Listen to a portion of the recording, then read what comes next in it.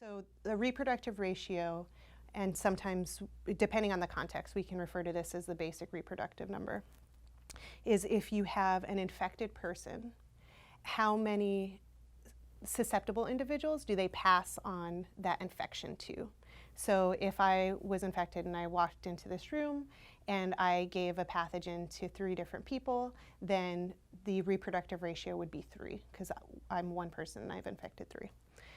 So the work that I've done on polio historically in the United States has shown that this reproductive ratio can change by an order of magnitude depending on what time of year it is. So you can have very low reproductive ratios, even below 1 in some places during the winter time, and then extremely high, like values over 20, over 50, for a very, very short period of time during the summer. And the reason this number is important is because the reproductive ratio tells you about how transmissible an infection is. And depending on how transmissible that infection is, tells you how much vaccine you need to launch in a population in order to keep that pathogen out. So for a disease like measles, which is very high transmission, we have to vaccinate a lot of kids to keep measles out of the population. Typically over 95% of individuals need to be vaccinated.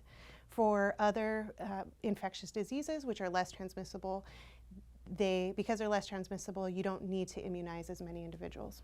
So kind of rolling this back to polio, if you have a time of the year where the reproductive ratio is very low, and then you have a time of the year when the reproductive ratio is very high, then that changes the numbers of individuals that you would have to immunize if you were to try to get rid of that disease during one part of the year versus the other. And the reason this is extremely important right now for polio is that we have 2 different vaccines against polio: the inactivated vaccine, IPV, and the oral polio vaccine, OPV. These vaccines are extremely different in the way they work. One of them, the oral polio vaccine, which has been used for the eradication initiative, it stimulates immunity in the gut where the virus replicates. And we know that this vaccine is extremely good at protecting individuals from infection. But the other vaccine, IPV, is an injectable vaccine, and it stimulates antibodies in the blood.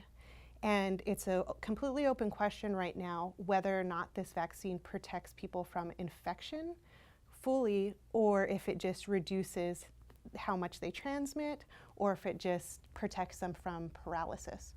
We don't know.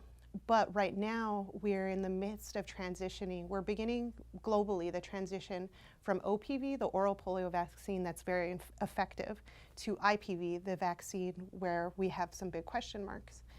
And it's important to know about these reproductive ratios for polio and how those change throughout the seasons, because as we move to this new vaccine, we are going to be launching that vaccine in many countries that haven't been using it